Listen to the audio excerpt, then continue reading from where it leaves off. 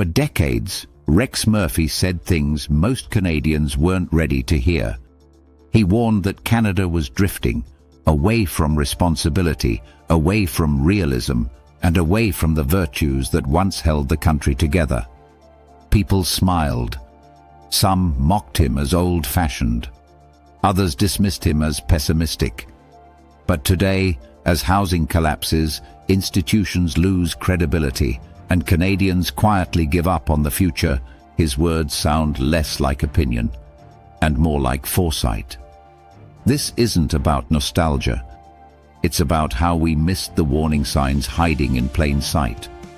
Watch carefully, because this story isn't just about Rex Murphy.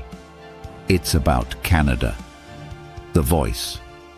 Canada stopped listening to Rex Murphy was never flashy. He didn't shout. He didn't posture. He spoke slowly, deliberately, with a style rooted in Canada's literary tradition rather than modern outrage culture. That was part of the problem. In a media landscape that increasingly rewards speed, slogans, and tribal loyalty, Murphy's long-form thinking felt out of place. He talked about history. He talked about civic duty. He talked about consequences. He warned that Canada was losing its seriousness, not losing kindness, not losing compassion, but losing the ability to confront reality without hiding behind comforting language. Over time, Murphy became easier to ignore, not because he was wrong, but because he was inconvenient. He warned about meaning before money. Long before inflation became a dinner table issue, Rex Murphy was talking about something deeper, the erosion of meaning. He argued that a country cannot survive on material comfort alone. It must have shared stories, shared effort, and shared responsibility. When those disappear, economics eventually follow. Murphy often spoke about how Canada had shifted from building things to managing narratives, from celebrating achievement to apologizing for existence, from confidence to constant self-doubt. At the time, the economy looked stable. Housing was expensive but manageable. Jobs felt secure. So his warnings sounded abstract. Now, those abstract concerns have become tangible. When people stop believing in the value of work, trust, and national belonging, the financial consequences arrive later, but they arrive inevitably. The slow unraveling of institutions. Murphy repeatedly pointed out something Canadians were uncomfortable acknowledging. Institutions matter, and when they lose credibility, society fractures. He warned that universities were becoming ideological factories instead of places of debate, that media organizations were trading curiosity for conformity, that governments were replacing accountability with messaging. At first, these concerns seemed exaggerated. Canada still looked functional, still polite, still orderly. But over time, the cracks widened. Canadians began to notice that difficult questions were avoided rather than answered. That dissent was treated as moral failure. That consensus was enforced through silence, not persuasion. Murphy understood something many missed.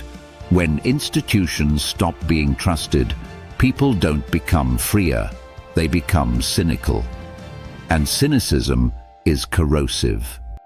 Language as a substitute for action. One of Murphy's sharpest insights was about language itself. He warned that Canada was becoming addicted to symbolic action, changing words, issuing statements, renaming institutions, while avoiding harder structural fixes. Problems were reframed, not solved. Failures were softened with euphemisms. Responsibility was diluted across committees and consultations. This wasn't compassion. It was evasion. Today, Canadians hear the same phrases repeated endlessly: historic investment, Ambitious plan, bold commitment, without seeing meaningful improvement in housing, healthcare, or affordability. Murphy predicted this hollowing out of language.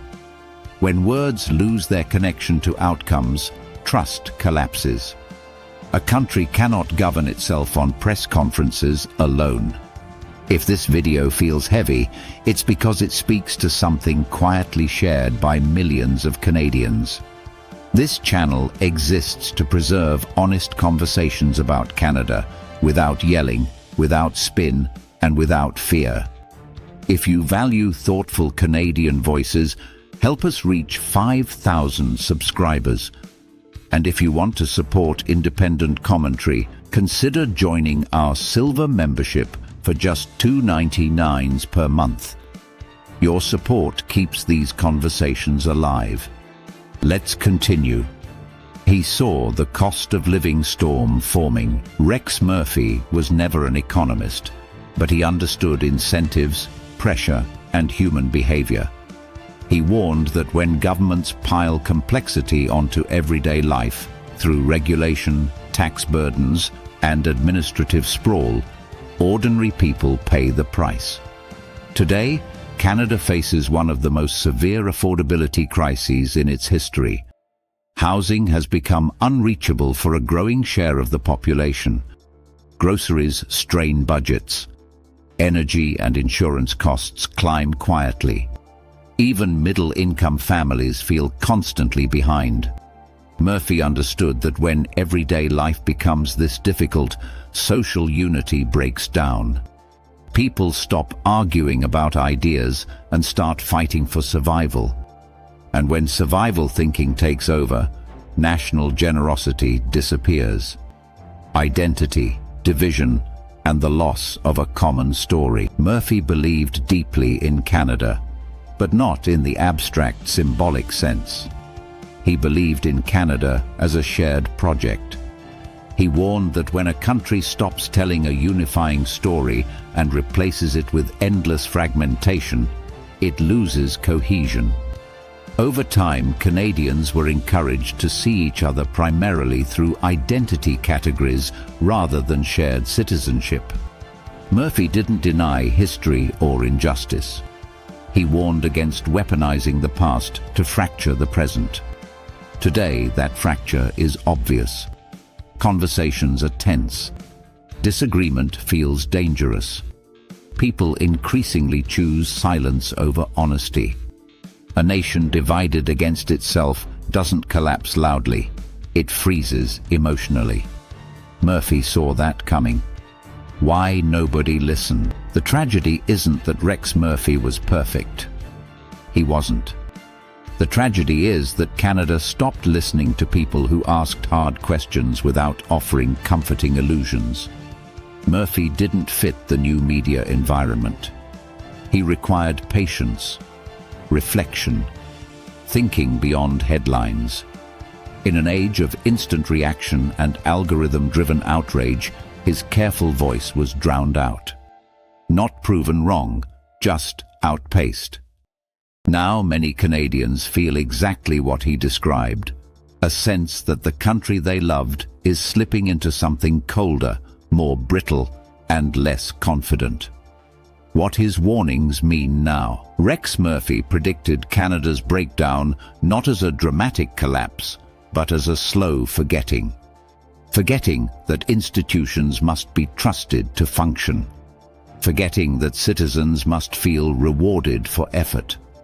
Forgetting that a country needs shared meaning, not just shared geography. The signs are now impossible to ignore. The real question is not whether Murphy was right, but whether Canadians are willing to recover what he believed could still be saved. Because warnings are only valuable if they inspire correction.